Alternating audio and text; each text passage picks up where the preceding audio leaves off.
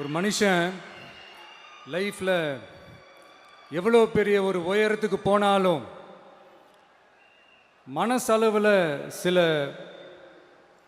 வலிகள் காயங்கள் அதை மறக்க முடியாது இல்லையா? எல்லார் லைஃப்லேயும் அப்படி தான், நமக்கும் அப்படி தான்.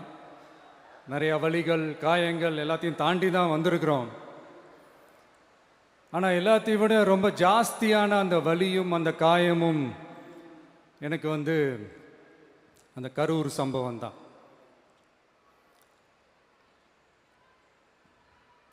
மக்களை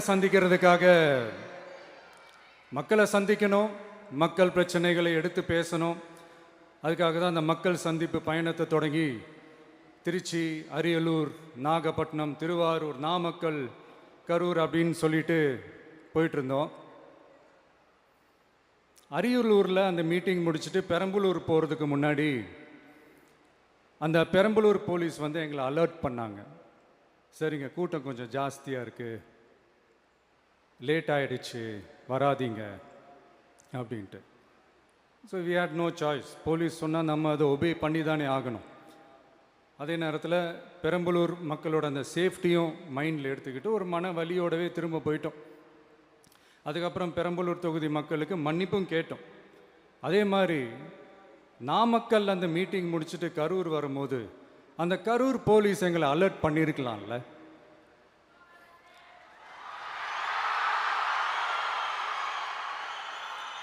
இல்லை சார், இங்கே எதிர்பார்த்ததை விட கொஞ்சம் கூட்டம் அதிகமாக இருக்குது, கண்ட்ரோல் பண்ண முடியல, வராதிங்க. அண்ட் போலீஸ் நினச்சா அவங்க அந்த மீட்டிங்கே கேன்சல் பண்ணலாம். ஏதோ தப்பாக இருக்குது, ஏதோ தப்பாக தோணுது அப்படின்னு நினச்சிட்டாலே they have all the rights to cancel the meeting. எங்ககிட்ட கேட்கணும்லாம் ஒன்றும் அவசியமே கிடையாது. ஆனால் அதையெல்லாம் எதுவுமே செய்யாமல் அந்த ஹைவேல இருந்து அந்த ஸ்பாட்டுக்கு போலீஸே எங்களை உள்ளே கூட்டிகிட்டு வந்து விட்டு அந்த நாடகம்லாம் இருக்கு பாருங்க.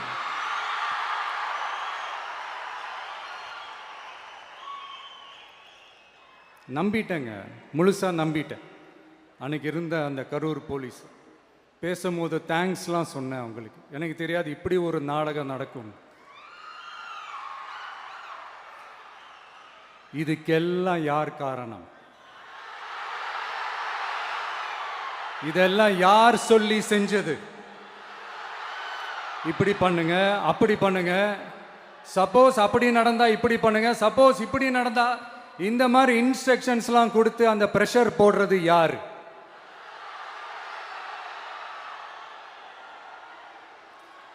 அந்த சம்பவத்தில் நம்ம யாரெல்லாம் இழந்திருக்கோம் தெரியுமா? ஒரு டிவியில் என் படமோ பாட்டோ வந்துச்சுன்னா, அம்மா விஜய் மாமா, அம்மா விஜய் மாமா அப்படின்னு சொல்லி அவங்க அம்மா கிட்ட சிரிச்சுக்கிட்டு அந்த டிவி ஸ்க்ரீனை போய் தொட்டு முத்தம் கொடுத்துக்கிட்டு என் அக்கா தங்கச்சிங்களோட தங்க பிள்ளைகளை இழந்திருக்கோம்யா. மழலை கூட சரியா வராதப்போ ஒரு பேப்பர் மேகசினில் என் ஃபோட்டோவை பார்த்தா அது சிரிச்சுக்கிட்டு அந்த கள்ளங்கபடம் இல்லாத அந்த சிரிப்பு, அந்த கடவுள் மாதிரி இருக்கிற அந்த பச்சை பிள்ளைங்களை இழந்திருக்கோம்யா. என் அக்கா தங்கச்சி அண்ணன் தம்பி குடும்ப உறவுகளை இழந்து அந்த வலியோட இருக்கிற என்ன நீங்க ஏளனமா பேசுறீங்களா? என் மேல பழிய தூக்கி போடுறீங்களா? இப்படி ஒரு சம்பவம் நடந்துருச்சு. இது ஏன், எதனால, அதுக்கான பின்னணி என்னன்ட்டு அந்த வலியோட வீட்டில் உட்கார்ந்துட்டு இருக்கிறேன். ஓடி ஒளிஞ்சிட்டான்னு வர சொல்றீங்களா? வாயின்னு முன்ன இருந்தா என்ன வேணாலும் பேசுவீங்களா?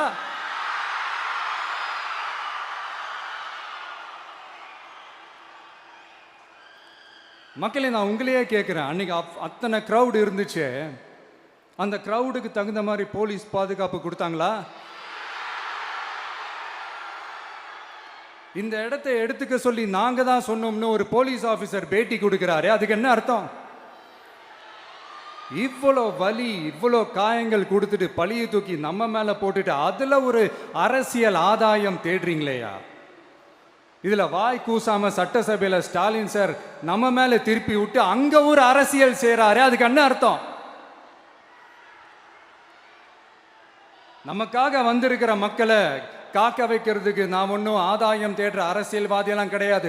மக்களுக்காக அரசியலுக்கு வந்தவன் இந்த விஜய். எனக்காக எல்லாமும் கொடுத்த என் மக்களுக்காக எல்லாத்தையும் விட்டுட்டு மக்களுக்காக மட்டுமே அரசியலுக்கு வந்தவன் இந்த விஜய். அவங்களுக்காக நன்றி கடன் செலுத்துறதுக்காக மட்டுமே அரசியலுக்கு வந்தவன் இந்த விஜய். உங்களுக்கு தான் இந்த விஜயை பற்றி நல்லா தெரியுமே.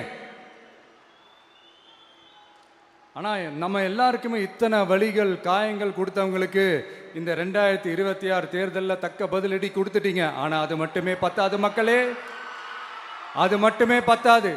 காலகாலத்துக்கும் எழுந்திருக்கவே முடியாத அளவுக்கு நிரந்தரமான ஒரு பதிலடியை நீங்க கொடுத்துக்கிட்டே இருக்கணும்.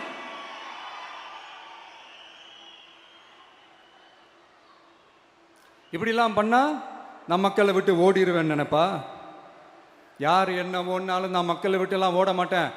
அன்னைக்கும் சொன்னேன், இன்னைக்கும் சொல்றேன், நாளைக்கும் சொல்றேன், தில்லா சொல்லுவேன், கெத்தா சொல்லுவேன்.